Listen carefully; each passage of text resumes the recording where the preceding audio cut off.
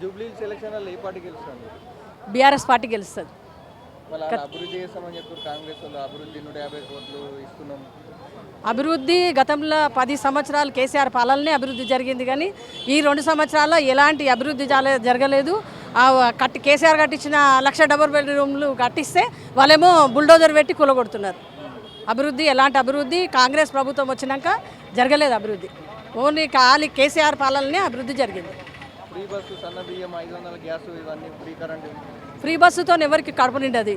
సన్న బియ్యము కేసీఆర్ గారే ఇంతకుముందే అది హాస్టల్లో సన్న బియ్యం ఇచ్చిండు. అంత గతంలో పురుగుల బియ్యం ఇస్తుండే, సన్న బియ్యం ఇచ్చిండు. సన్న బియ్యం కేసీఆర్ మొదలుపెట్టిండు. వీళ్ళు మొదలుపెట్టింది ఏం లేదు. ఫ్రీ బస్సుతో ఎవరికి అభివృద్ధి జరగదు, వాళ్ళ కడుపులు నిండాయి. నెలకొకసారి పేదోళ్ళు తిరుగుతారు ఫ్రీ బస్సులలో. ఎవరు తిరుగుతారు పేదోళ్ళు? ఫ్రీ బస్సులలో తిరగనీకే, రోజు తిరగనీకే అవసరమా ఫ్రీ బస్సులలో? దాంతో కడుపు నిండేది లేదు కదా, దాంతో పెద్ద ఉపయోగం లేదు మహిళలకు.